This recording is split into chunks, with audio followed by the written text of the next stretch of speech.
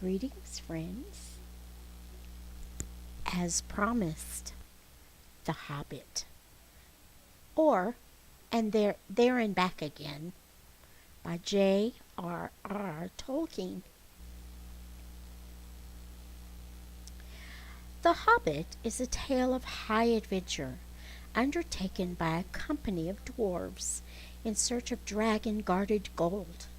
A reluctant partner in this perilous quest is Bilbo Baggins, a comfort-loving, unambitious hobbit who surprises even himself by his resourcefulness and his skill as a burglar. Encounters with trolls, goblins, dwarves, elves, and giant spiders, conversations with the dragon Smaug the Magnificent, and a rather unwilling presence at the Battle of the Five Armies are some of the adventures that befall Bilbo. But there are lighter moments as well. Good fellowship, welcome meals, laughter and song. Bilbo Baggins has taken his place among the ranks of the immortals of children's fiction. Written for Professor Tolkien's own children, The Hobbit met with instant acclaim when published. It is a complete and marvelous tale in itself, but it also forms a prelude to The Lord of the Rings, one of the most influential books of our generation. The Times.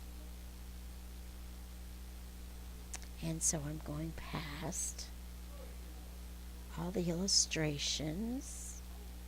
This is a note on the text. The Hobbit was first published in September 1937. Its 1951 second edition, fifth impression, contains a significantly revised portion of Chapter 5, Riddles in the Dark, which brings the story of the Hobbit more in line with its sequel, The Lord of the Rings. Then in progress, Tolkien made some further revisions to the American edition published by Ballantine Books in February 1966, and to the British third edition, 16th impression, published by George Allen and Unwin later that same year. For the 1995 British hardcover edition, published by HarperCollins, the text of The Hobbit was entered into word processing files, and a number of further corrections of misprints and errors were made. Since then, various editions of The Hobbit have been generated from that computerized text file. For the present text, that file has been compared again, line by line, with the earlier editions, and a number of further corrections have been made to present a text that, as closely as possible, represents Tolkien's final intended form. Readers interested in details of the changes made at various times to the text of The Hobbit are referred to Appendix A, Textual and Revisional Notes of the Annotated Hobbit 1988, and J.R.R. Tolkien, a descriptive biography by Wayne G. Hammond, with the assistance of Douglas A. Anderson, 1993. And this is the author's note. And of course, unfortunately, I cannot read the runes, so I think it says The Hobbit, or There and Back Again. This is a story of long ago. At that time, the languages and letters were quite different from ours today. English is used to represent the languages, but 2 points may be noted. 1. In English, the only correct plural of dwarf is dwarfs, and the adjective is dwarfish. In this story, dwarves and dwarvish are used, but only when speaking of the ancient people to whom Thorin Oakenshield and his companions belonged. 2. Orc is not an English word. It occurs in 1 or 2 places, but is usually translated goblin or hobgoblin for the larger kinds. Orc is the Hobbit's form of the name given at that time to these creatures, and it is not connected at all with our orc, O-R-C, O-R-K, applied to sea animals of dolphin kind. Runes were old letters originally used for cutting or scratching on wood, stone, or metal, and so were thin and angular. At the time of this tale, only the dwarves made regular use of them, especially for private or secret records. Their runes are in this book, represented by English runes, which are known now to few people. If the runes on Thor's map are compared with the transcriptions into modern letters, the alphabet, adapted to modern English, can be discovered, and the above runic title also read. On the map, all the normal runes are found except, looks like a tree for X, and I and U are used for J and V. There was no rune for Q, UCW, nor for Z. The dwarf rune, it's an upside down tree, may be used if required. It will be found, however, that some single runes stand for two modern letters, TH, NG, EE. Other runes of the same kind, EA and ST, were also sometimes used. The secret door was marked. From the side, a hand pointed to this, and under it was written, the last two runes are the initials of Thor and Thrain. The moon runes read by Elrond were. On the map, the compass points are marked in runes with east at the top, as usual in dwarf maps, and so read clockwise: east, south, west, north.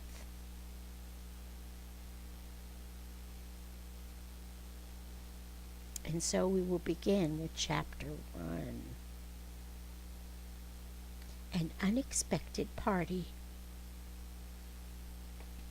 In a hole in the ground there lived a hobbit. Not a nasty, dirty, wet hole filled with the ends of worms and an oozy smell, nor yet a dry, bare, sandy hole with nothing in it to sit down on or to eat. It was a hobbit hole, and that means comfort. It had perfectly round doors like a porthole, painted green with a shiny yellow brass knob in the exact middle. The door opened on to a tube-shaped hall like a tunnel, a very comfortable tunnel without smoke, with paneled walls and floors tiled and carpeted, provided with polished chairs and lots of pegs for hats and coats. The hobbit was fond of visitors. The tunnel wound on and on, going fairly but not quite straight into the side of the hill. The hill, as all the people for many miles around called it, and many little round doors opened out of it, first on one side and then on another. No going upstairs for the hobbit. Bedrooms, bathrooms, cellars, pantries, lots of these. Wardrobes, he had whole rooms devoted to clothes. Kitchens, dining rooms, all were on the same floor, and indeed on the same passage. The best rooms were all on the left-hand side, going in, for these were the only ones to have windows, deep-set, round windows, looking over his garden, and meadows beyond sloping down to the river. The hobbit was a very well-to-do hobbit, and his name was Baggins. The Bagginses had lived in the neighborhood of the hill for time out of mind, and people considered them very respectable, not only because most of them were rich, but also because they never had any adventures or did anything unexpected. You could tell what a Baggins would say on any question without the bother of asking him. This is a story of how a Baggins had an adventure and found himself doing and saying things altogether unexpected. He may have lost the neighbors' respect, but he gained, well, you will see whether he gained anything in the end. The mother of our particular hobbit. What is a hobbit? Oh, I suppose hobbits need some description nowadays, since they have become rare and shy of the big people, as they call us. They are, or were, a little people, about half our height and smaller than the bearded dwarfs. Hobbits have no beards. There is little or no magic about them, except the ordinary everyday sort, which helps them to disappear quietly and quickly when large, stupid folk like you and me come blundering along, making a noise like elephants which they can hear a mile off. They are inclined to be fat in the stomach. They dress in bright colors, chiefly green and yellow, wear no shoes, because their feet grow natural leathery soles, and thick, warm brown hair like the stuff on their heads, which is curly. Have long, clever brown fingers, good-natured faces, and laugh deep, fruity laughs, especially after dinner, which they have twice a day when they can get it. Now you know enough to go on with. As I was saying, the mother of this hobbit, of Bilbo Baggins, that is, was the famous Belladonna Took, one of the 3 remarkable daughters of the old Took, head of the hobbits who lived across the water, the small river that ran on the foot of the hill. It was often said, in other families, that long ago one of the Took ancestors must have taken a fairy wife. That was, of course, absurd, but certainly there was still something not entirely hobbit-like about them. And once in a while members of the Took clan would go and have adventures.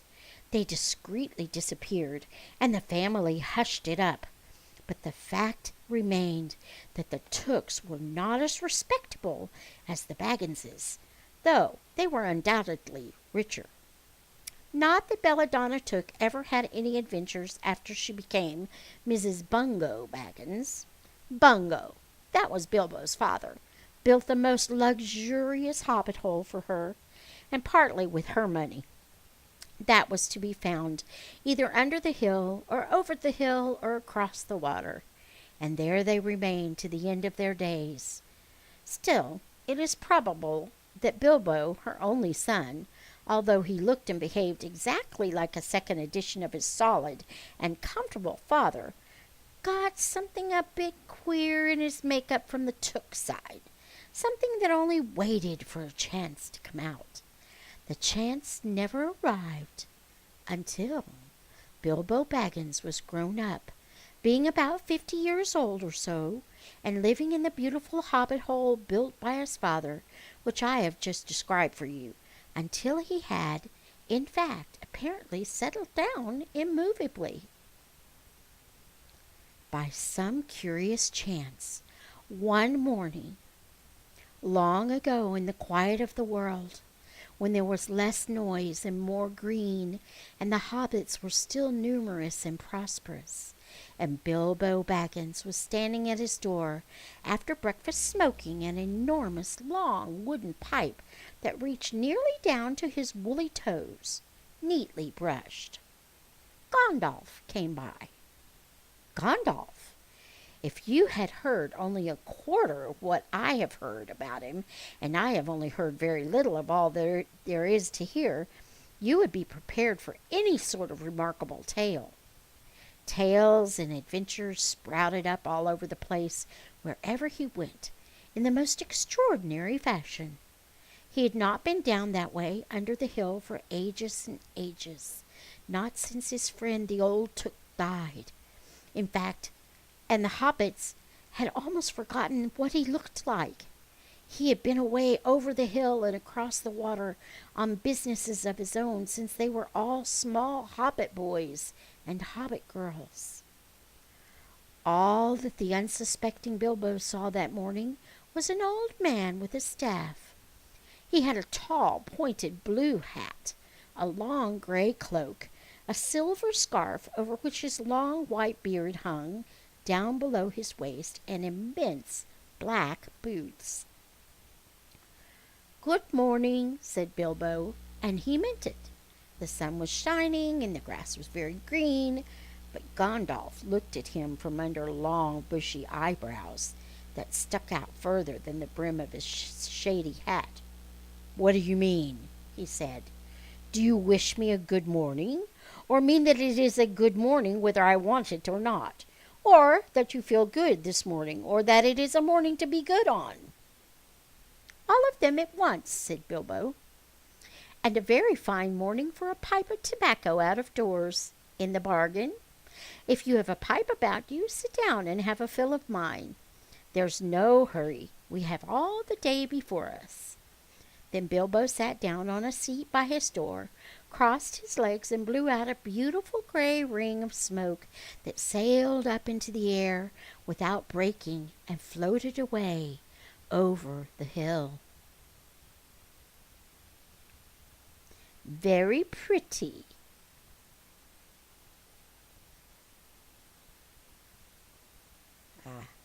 "Very pretty," said Gandalf, "but I have no time to blow smoke rings this morning.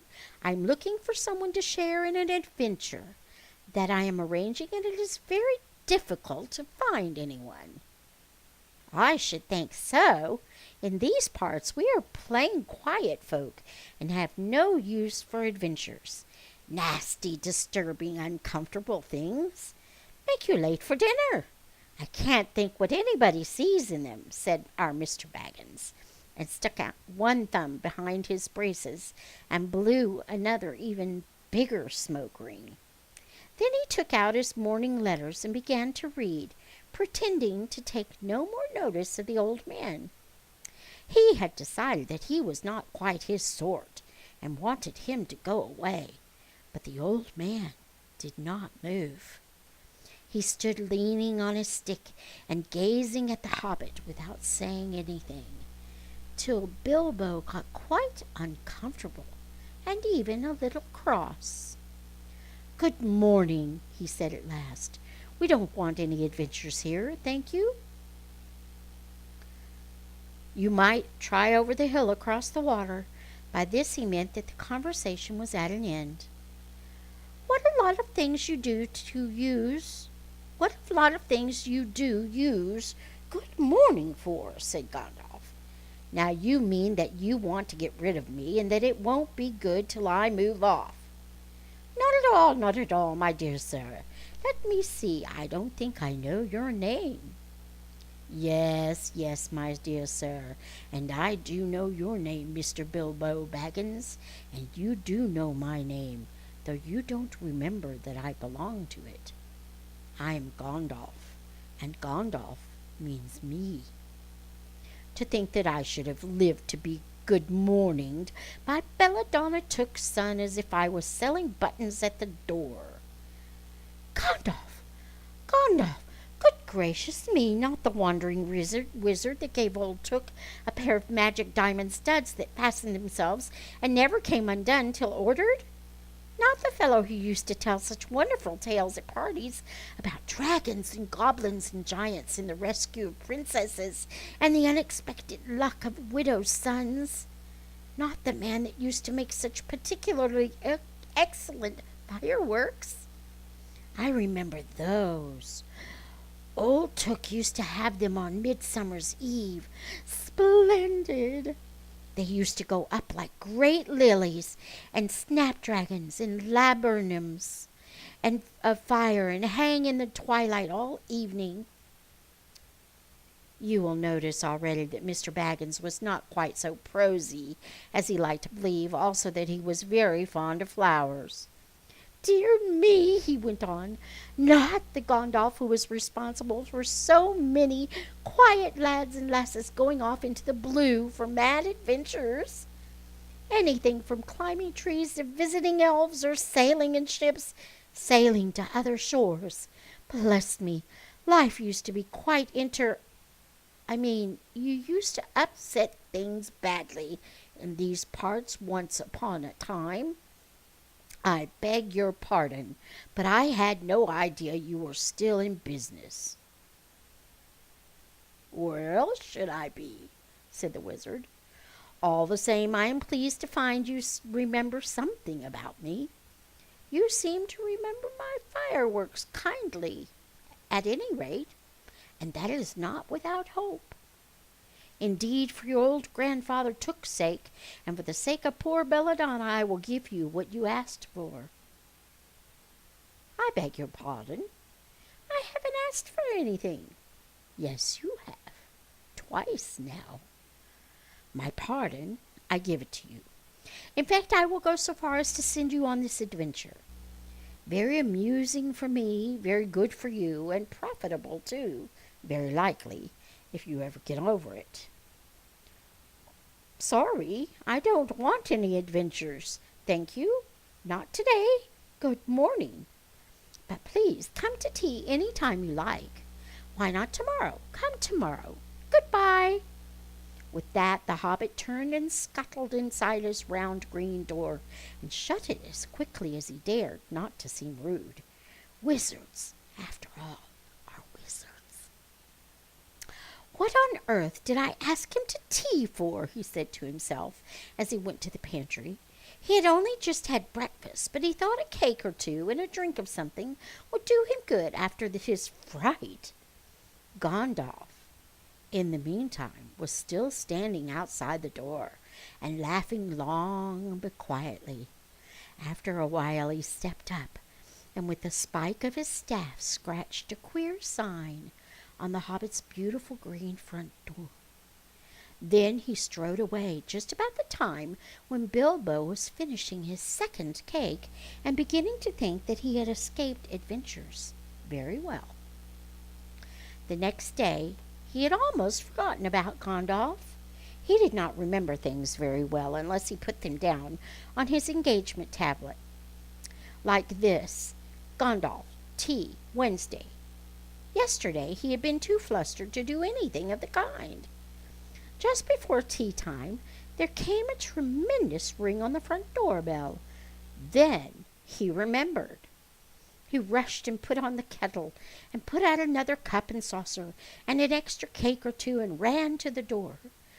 "I'm sorry to keep you waiting," he was going to say, when he saw that it was not Gandalf at all. It was a dwarf with a blue beard tucked into a golden belt and very bright eyes under his dark green hood. As soon as the door was opened, he pushed inside, just as if he had been expected.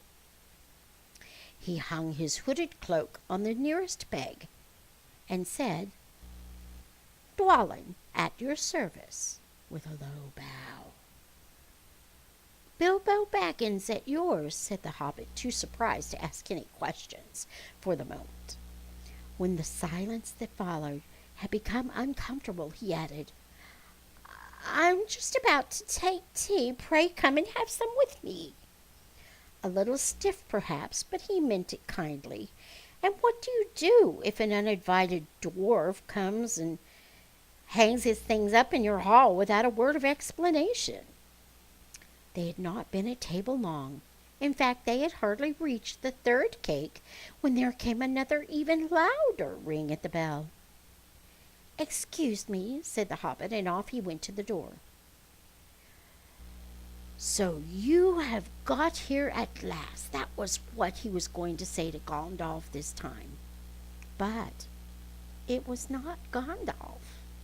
Instead, there was a very old-looking dwarf on the step with a white beard and a scarlet hood, and he too hopped inside as soon as the door was opened, just as if he had been invited. "I see they have begun to arrive already," he said when he caught sight of Dwalin's green hood hanging up. He hung his red one next to it. "And Balin, at your service," he said with his hand on his breast. "Thank you," said Bilbo with a gasp. It was not the correct thing to say, but they had begun to arrive had flustered him badly. He liked visitors, but he liked to know them before they arrived, and he preferred to ask them himself. He had a horrible thought that the cakes might run short, and then he, as the host, he knew his duty and stuck to it, however painful. He might have to go without. "Come along in and have some tea," he managed to say after taking a deep breath. "A little beer would suit me better if it is all the same to you, my good sir," said Balin with the white beard. "But I don't mind some cake, seed cake, if you have any." "Lots," Bilbo found himself answering to his own surprise, and he found himself scuttling off to the cellar to fill a pint beer mug, and then to a pantry to fetch 2 beautiful round seed cakes which he had baked that afternoon for his after-supper morsel. When he got back, Balin and Dwalin were talking at the table like old friends. As a matter of fact, they were brothers. Bilbo plumped down the beer and the cake in front of them when loud came a ring at the bell again, and then another ring. Gondalf for certain, he thought, as he puffed along the passage. But it was not. It was 2 more dwarves, both with blue hoods, silver belts, and yellow beards, and each of them carried a bag of tools and a spade. In they hopped, and as soon as the door began to open, Bilbo was hardly surprised at all. "What can I do for you, my dwarves?" he said. "Keely at your service," said one, and Feely, added the other, and they both swept off their blue hoods and bowed. "And yours and your families?" replied Bilbo, remembering his manners this time. "Throng," thought Mr. Baggins. "I don't like the sound of that."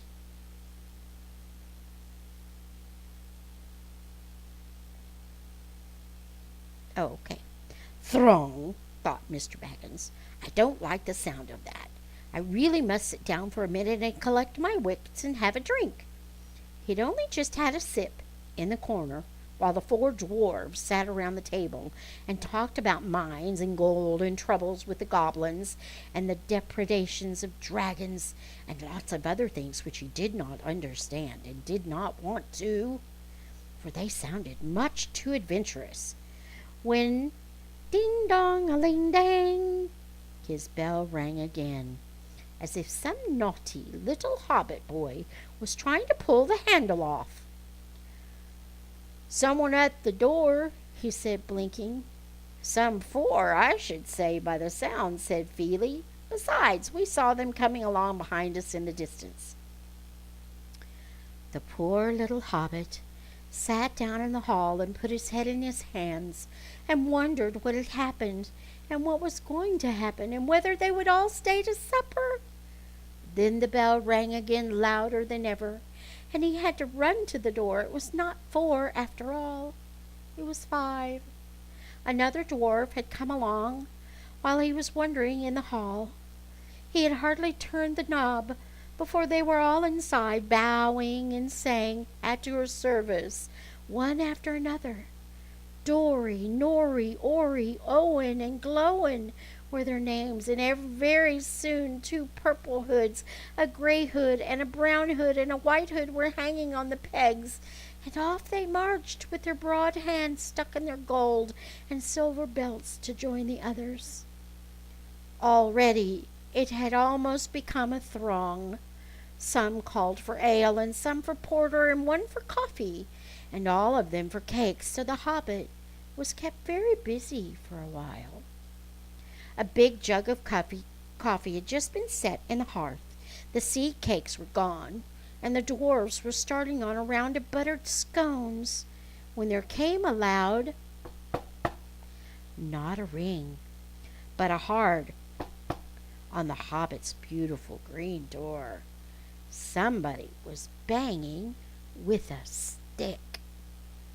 Bilbo rushed along the passage, very angry and altogether bewildered and beweathered.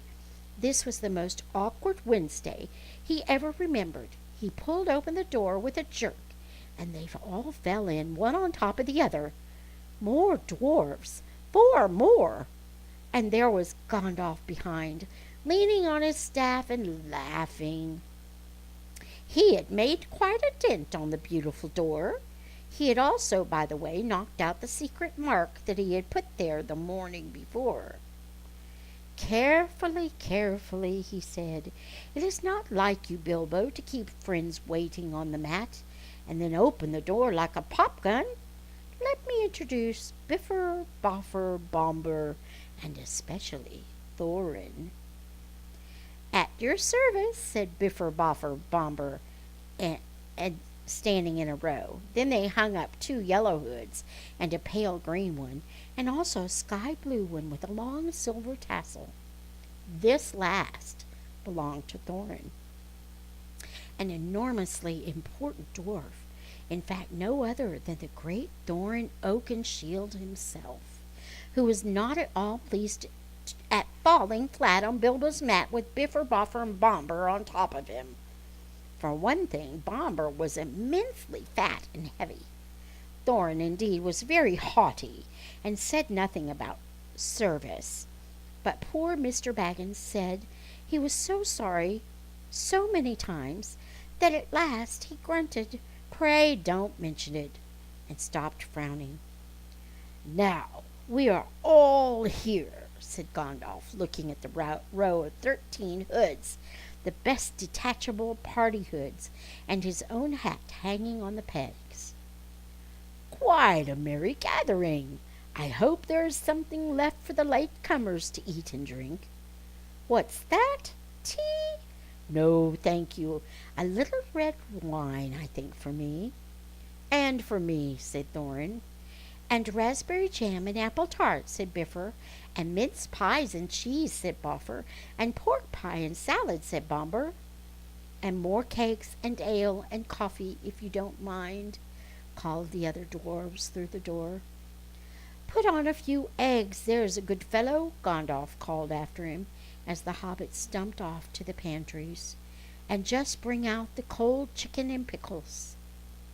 "Seems to know as much about the inside of my larders as I do myself," thought Mr. Baggins, who was feeling positively flummoxed, and was beginning to wonder whether a most wretched adventure had not come right into his house. By the time he had got all the bottles and dishes and knives and forks and glasses and plates and spoons and things piled up on big trays, he was getting very hot and red in the face and annoyed. "Confusticate and bebother these dwarves," he said aloud. "Why don't they come and lend a hand?" Lo and behold, there stood Balin and Dwalin at the door of the kitchen, and Feely and Keely behind them, and before he could say knife, they had whisked the trays and a couple of small tables into the parlor, and set out everything afresh. Gandalf sat at the head of the party with 13 dwarves all around, and Bilbo sat on a stool at the fireside, nibbling at a biscuit. His appetite was quite taken away, and trying to look as if this was all perfectly ordinary, and not in the least an adventure. The dwarves ate and talked, and time got on. At last they pushed their chairs back, and Bilbo made a move to collect the plates and glasses. "I suppose you will all stay to supper," he said in his politest, unpressing tones. "Of course," said Thorin, "and after, we shan't get through the business till late, and we must have some music first. Now clear up." Thereupon the 12 dwarves, not Thorin, he was too important, and stayed talking to Gandalf, jumped to their feet and made tall piles of all the things. Off they went, not waiting for trays, balancing columns of plates, each with a bottle on top with one hand, while the hobbit ran after them, almost squeaking with fright, "Please be careful, and please don't trouble. I can manage." But the dwarves only started to sing. "Chip the glasses and crack the plates, blunt the knives and bend the forks. That's what Bilbo Baggins hates. Mash the bottles and burn the corks. Cut the cloth and tread on the fat. Pour the milk on the pantry floor. Leave the bones on the bedroom mat. Splash the wine on every door. Dump the crocks in a boiling bowl, pound them up with a thumping pole, and when you've finished, if any are whole, send them down the hall to roll. That's what Bilbo Baggins hates, so carefully, carefully with the plates. And of course they did none of these dreadful things, and everything was cleaned and put away safe and as quick as lightning, while the Hobbit was turning round and round in the middle of the kitchen, trying to see what they were doing. Then they went back and found Thorin with his feet on the fender smoking a pipe. He was blowing the most enormous smoke rings, and wherever he told one to go, it went. Up the chimney, or behind the clock on the mantelpiece, or under the table, or round and round the ceiling. But wherever it went, it was not quick enough to escape Gandalf. Pop! He sent a smaller smoke ring from his short clay pipe straight through each one of Thorin's. Then Gandalf's smoke ring would go green and come back to hover over the wizard's head. He had a cloud of them about him already, and in the dim light it made him look strange and sorcerous.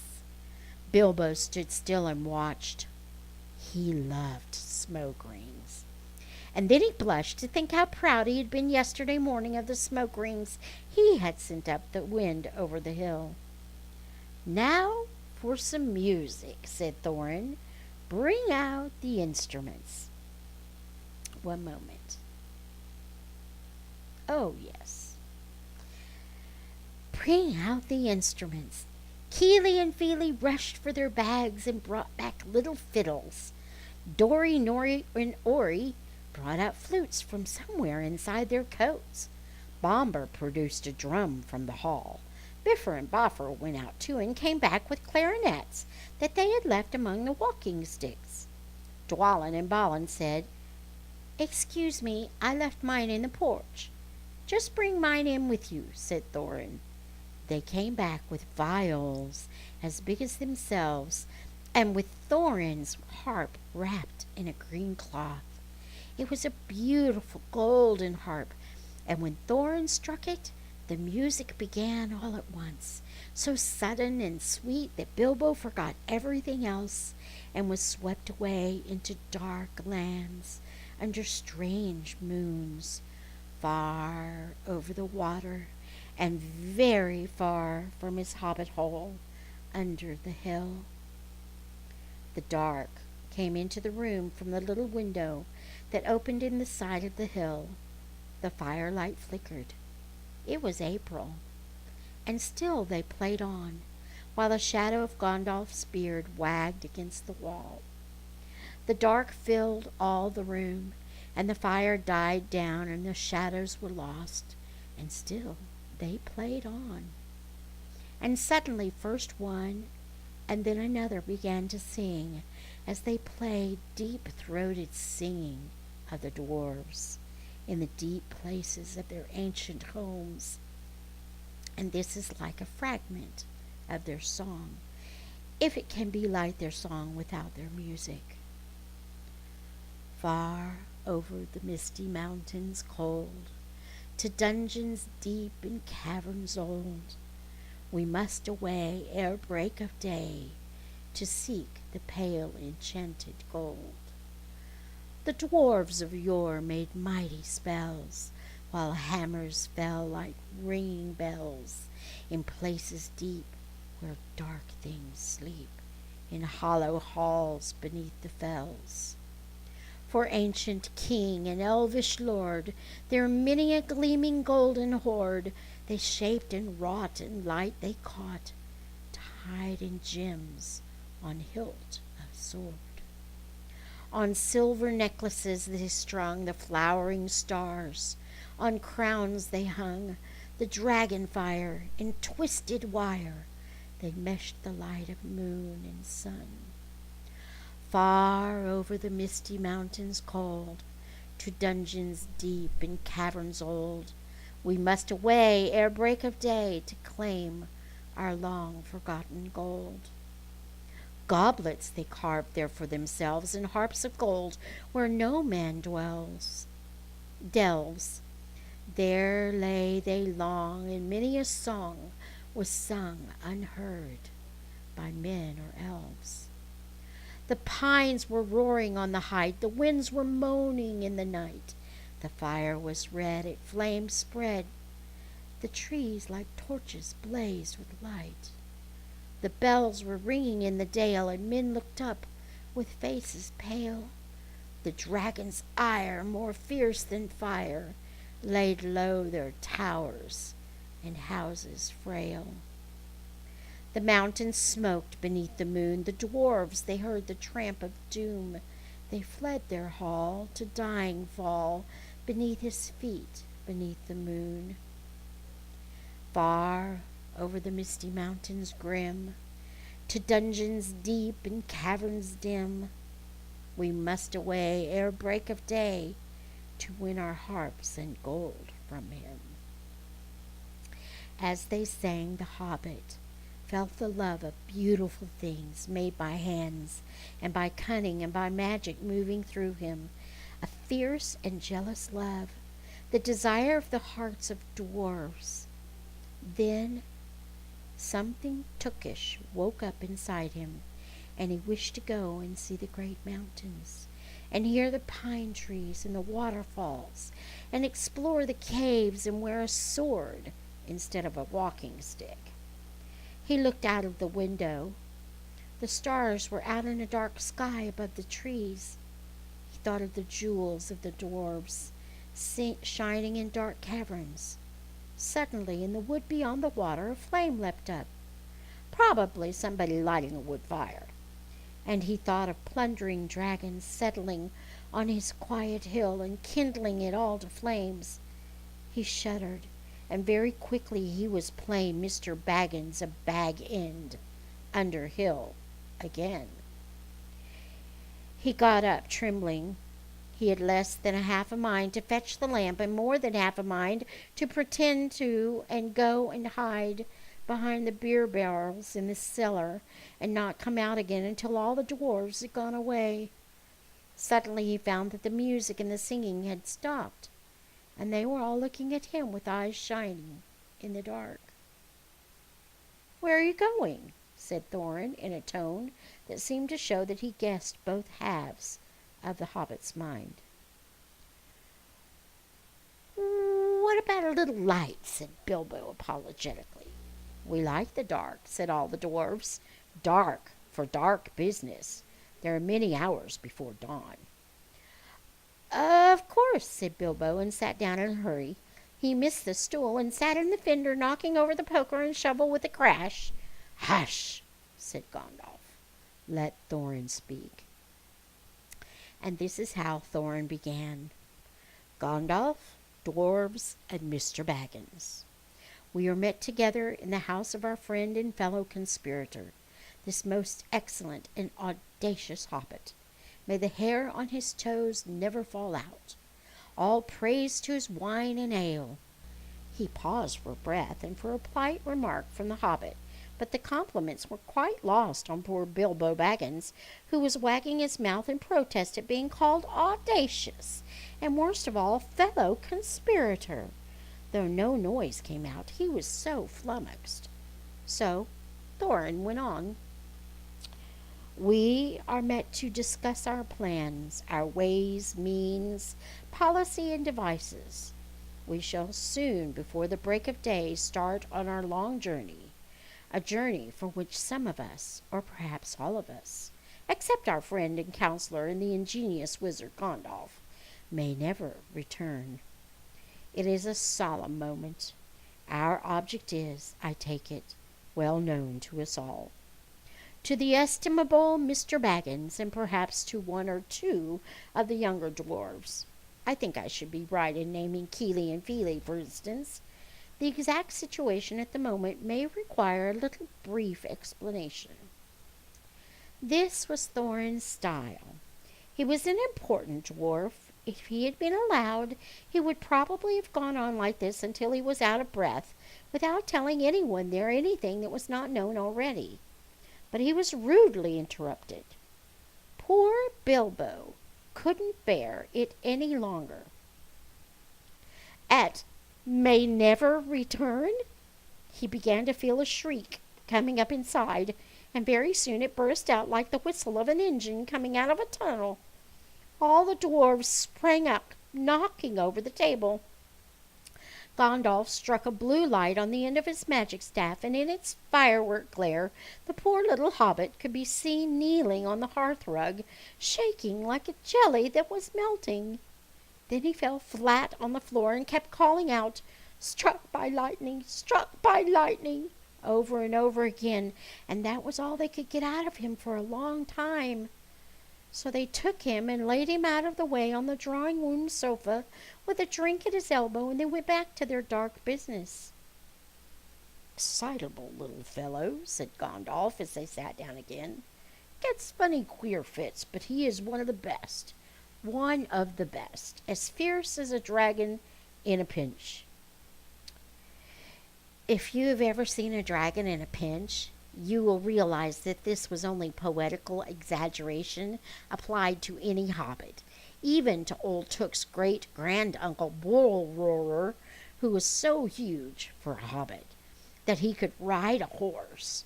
He charged the ranks of the goblins of Mount Graham and the Battle of Green Fields, and knocked their king Gulfimbol's head clean off with a wooden club.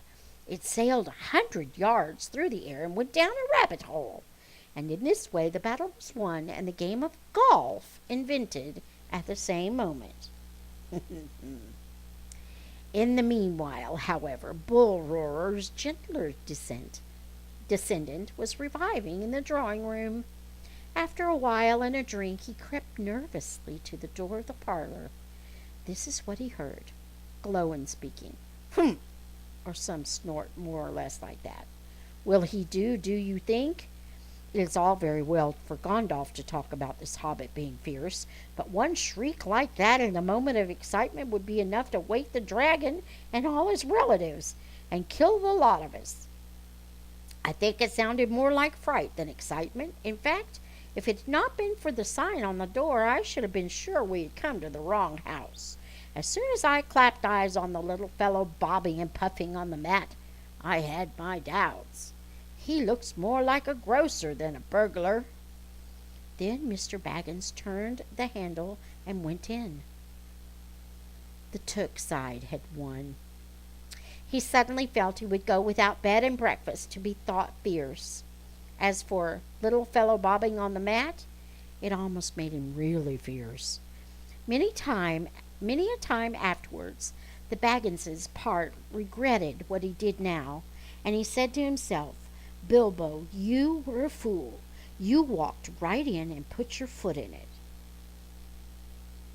"Pardon me," he said, "if I have overheard words that you were saying. I don't pretend to understand what you are talking about or your references to burglars, but I think I am right in believing this is what he called being on his dignity, that you think I am no good. I will show you. I have no signs on my door. It was painted a week ago, and I'm quite sure you have come to the wrong house. As soon as I saw your funny faces on the doorstep, I had my doubts. But treat it as the right one. Tell me what you want done, and I will try it.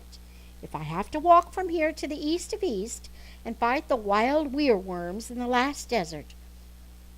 I had a great-great-great-grand-uncle once, Bullroarer Tooks, and—" Yes, but that was long ago," said Glowin.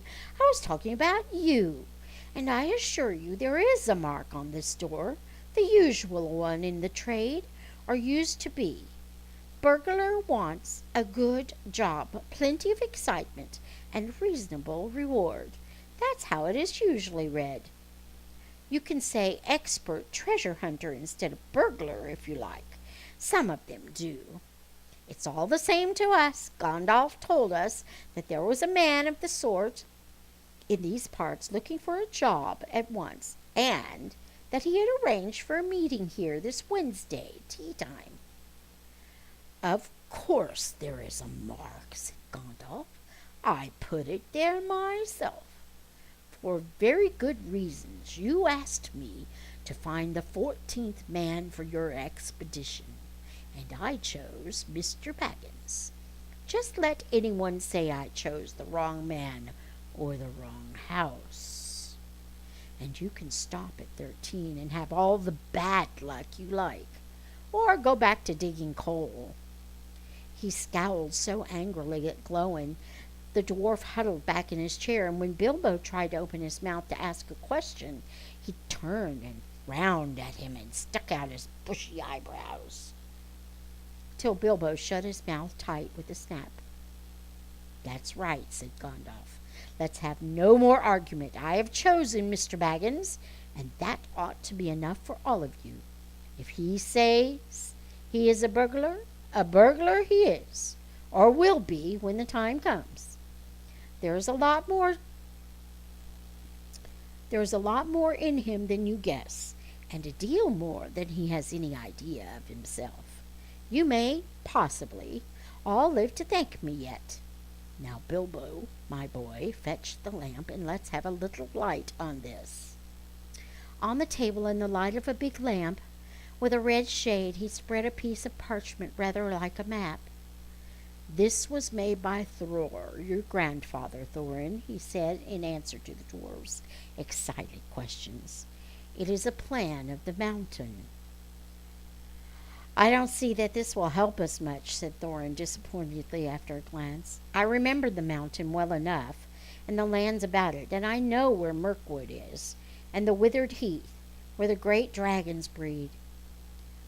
"There is a dragon marked in red on the mountain," said Balin, "but it will be easy enough to find him without that, even if ever we arrive there." "There is one point that you haven't noticed," said the wizard, "and that is the secret entrance. You see that rune on the west side, and the hand pointing to it from the other runes? That marks a hidden passage to the lower halls. You need to look at the map at the beginning of the book, and you'll see the runes." "It may have been secret once," said Thorin, "but how do we know that it is a secret any longer? Old Smaug has lived there long enough now to find out anything there is to know about those caves." "He may, but he can't have used it for years and years." "Why?" "Because it is too small. 5 feet high the door, and 3 may walk abreast, say the runes.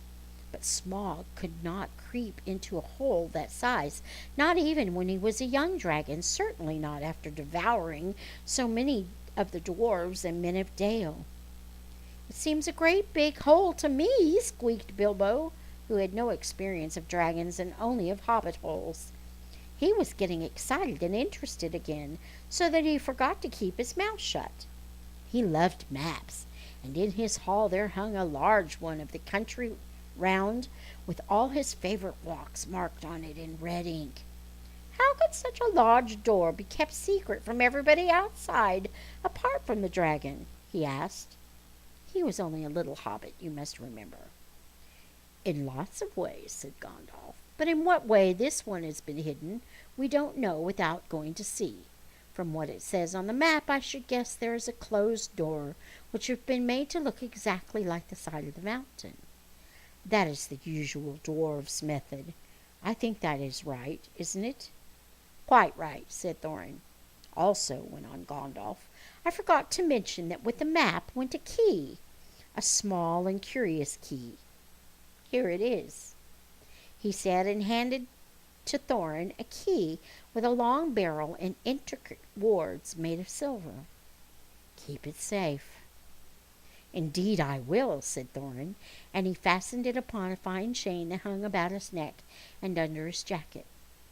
"Now things begin to look more hopeful. This news alters them much for the better. So far we have had no clear idea what to do. We thought of going east, as quiet and careful as we could, as far as the long lake. After that, the trouble would begin. A long time before that, if I know anything about the roads east," interrupted Gandalf. We might go from there up along the river running, went on Thorin, taking no notice, and so the ruins of Dale, the old town in the valley there, under the shadow of the mountain. But none of us like the idea of the front gate. The river runs right out of it through the great cliff at the side of the mountain, and out of it comes the dragon too, far too often, unless he has changed his habits. That would be no good, said the wizard, not without a mighty warrior, even a hero. I tried to find one, but warriors are busy fighting one another in distant lands, and in this neighborhood heroes are scarce, or simply not to be found. Swords in these parts are mostly blunt, and axes are used for trees, and shields as cradles or dish covers, and dragons are comfortably far off and therefore legendary. That is why I settled on burglary, especially when I remember the existence of a side door. And here is our little Bilbo Baggins, the burglar, the chosen and selected burglar. So now let's get on and make some plans. Very well then, said Thorin, supposing the burglar expert gives us some ideas or suggestions. He turned with mock politeness to Bilbo. First, I should like to know a bit more about things, he said, feeling all confused and a bit shaky inside, but so far still tookishly determined to go on with things. I mean about the gold and the dragon and all that, and how it got there, and who it belongs to, and so on and further. Bless me, said Thorin. Haven't you got a map? And didn't you hear our song? And haven't we been talking about all this for hours? At the same, I should like it all plain and clear. And he obstinately put on his business manner, usually reserved for people who tried to borrow money off him, and doing his best to appear wise and prudent and professional and live up to Gandalf's recommendation. Also, I should like to know about risks, out-of-pocket expenses, time required and remuneration, and so forth. By which he meant, what am I going to get out of all of it? And am I going to get to come back alive? Oh, very well, said Thorin. Long ago in my grandfather Thror's time, our family was driven out of the far north and came back with all their wealth and their tools to this mountain on the map.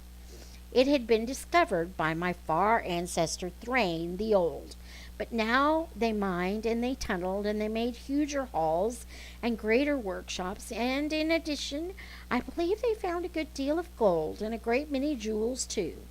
Anyway, they grew immensely rich and famous, and my grandfather was king under the mountain again, and treated with great reverence by the mortal men who lived in the south, and were gradually spreading up the running river as far as the valley overshadowed by the mountain. They built the merry town of Dale there in those days. Kings used to send for our smiths and reward even the least skillful most richly. Fathers would beg us to take their sons and apprentices and pay us handsomely, especially in food supplies, which we never bothered to grow or find for ourselves. Altogether, those were good days for us, and the poorest of us had money to spend and to lend, and leisure to make beautiful things just for the fun of it, not to speak of the most marvelous and magical toys, the like of which is not to be found in the world nowadays. So my grandfather's halls became full of armor and jewels and carvings and cups, and the toy market of Dale was the wonder of the north.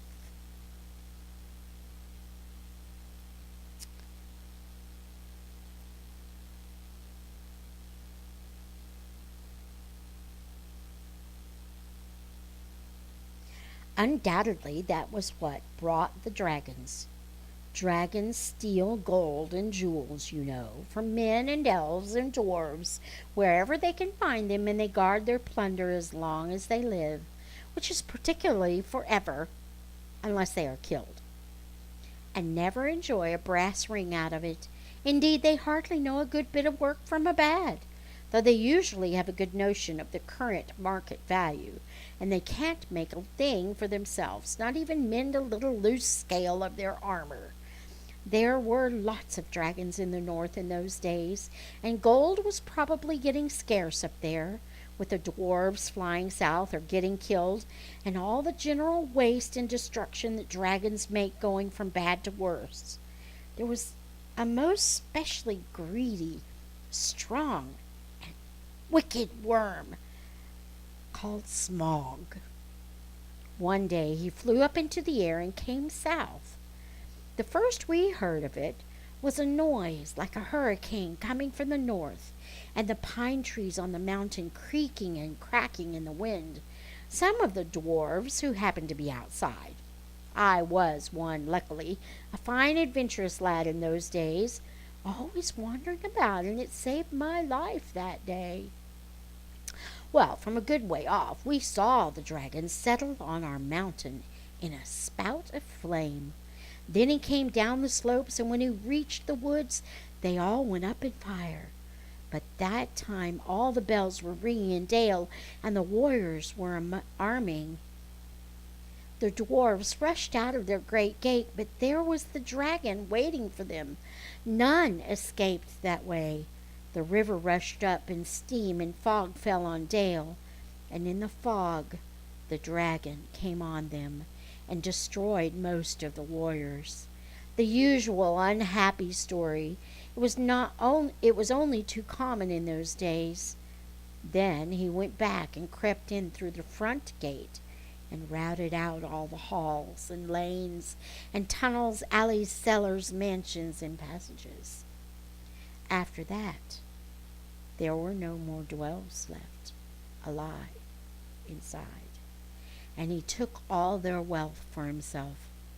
Probably, for that is the dragon's way, he has piled it all up in a great heap far inside and sleeps on it for a bed. Later, he used to crawl out of the great gate and come by night to Dale and carry away people, especially maidens, to eat, until Dale was ruined and all the people dead or gone. What goes on there now I don't know for certain, but I don't suppose anyone lives nearer to the mountain than the far edge of the long lake nowadays. The few of us that were well inside sat and wept in silence, in hiding, and cursed Smog, and there we were unexpectedly joined by my father and my grandfather with singed beards. They looked very grim, but they said very little. When I asked how they had got away, they told me to hold my tongue and said that one day in the proper time I should know. After that we went away, and we have had to earn our livings as best we could up and down the lands, often enough sinking as low as blacksmith work or even coal mining.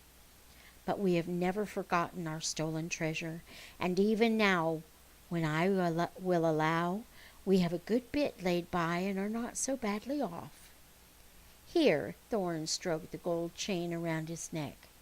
We still mean to get it back and to bring our curses home to Smog, if we can. I have often wondered about my father's and my grandfather's escape. I see now they must have had a private side door, which only they knew about, but apparently they made a map, and I should like to know how Gandalf got a hold of it, and why it did not come down to me, the rightful heir. I did not get hold of it. I was given it, said the wizard. Your grandfather Thror was killed. You remember the mines of Moria by Azog the goblin? Curse his name. Yes, said Thorin. And Thrain, your father, went away on the 21st of April, 100 years ago last Thursday, and has never been seen by you since. True, said Thorin. Well, your father gave me this to give to you, and if I have chosen my own time and way for handing it over, you can hardly blame me, considering the trouble I had to find you. Your father could not remember his own name when he gave me the paper, and he never told me yours. So, on the whole, I think I ought to be praised and thanked. Here it is," said he, handing the map to Thorin. "I don't understand," said Thorin, and Bilbo felt he would have liked to say the same. The explanation did not seem to explain. "Your grandfather," said the wizard slowly and grimly, "gave the map to his son for safety before he went to the mines of Moria. Your father went away to try his luck with the map after your grandfather was killed, and lots of adventures of a most unpleasant sort he had. But he never got near the mountain. How he got there I don't know, but I found him a prisoner in the dungeons of the necromancer." "Whatever were you doing there?" asked Thorin with a shudder, and all the dwarves shivered. "Never you mind. I was finding things out, as usual, and a nasty, dangerous business it was. Even I, Gandalf, only just escaped. I tried to save your father, but it was too late. He was witness and wandering and had forgotten almost everything except the map and the key." "We have long ago paid the goblins of Moria," said Thorin. "We must give a thought to the necromancer." "Don't be absurd. He is an enemy, far beyond the powers of all the dwarves put together. If they could be collected again from the four corners of the world, the one thing your father wished was for his son to read the map and use the key. The dragon and the mountain are more than big enough tasks for you." "Hear, hear," said Bilbo, and accidentally said it out loud. "Hear what?" they all said, turning suddenly toward him, and he was so flustered that he answered, "Hear what I have to say." "What's that?" they asked. "Well, I should say you ought to go east and have a look round. After all, there is the side door, and dragons must sleep sometimes. I suppose if you sit on the doorstep long enough, I dare say you will think of something. And, well, don't you know, I think we have talked long enough for one night, if you see what I mean. What about a bed? What about bed and an early start and all that? I will give you a good breakfast before you go." "Before we go, I suppose you mean," said Thorin. "Aren't you the burglar? And isn't sitting on the doorstep your job, not to speak of getting inside the door? But I agree about bed and breakfast. I like 6 eggs with my ham when starting on a journey, fried, not poached, and mind you, don't break 'em." After all the others had ordered their breakfasts, without so much as a please, which annoyed Bilbo very much, they all got up. The Hobbit had to find room for them all, and filled all his spare rooms, and made beds on chairs and sofas before he got them all stowed, and went to his own little bed very tired and not altogether happy. One thing he did make up his mind about was not to bother to get up very early and cook everybody else's wretched breakfast. The tookishness was wearing off, and he was not now quite so sure that he was going on any journey in the morning. As he lay in bed, he could hear Thorin still humming to himself in the best bedroom next to him. "Far over the misty mountains cold, to dungeons deep and caverns old, we must away ere break of day, to find our long-forgotten gold." Bilbo went to sleep with that in his ears, and it gave him very uncomfortable dreams. It was long after the break of day when he woke up. And that is the end of chapter 1 of The Hobbit. Until next time, may the Lord bless you and keep you. May he make his face to shine upon you and be gracious to you. May the Lord lift up his countenance upon you and grant you his peace.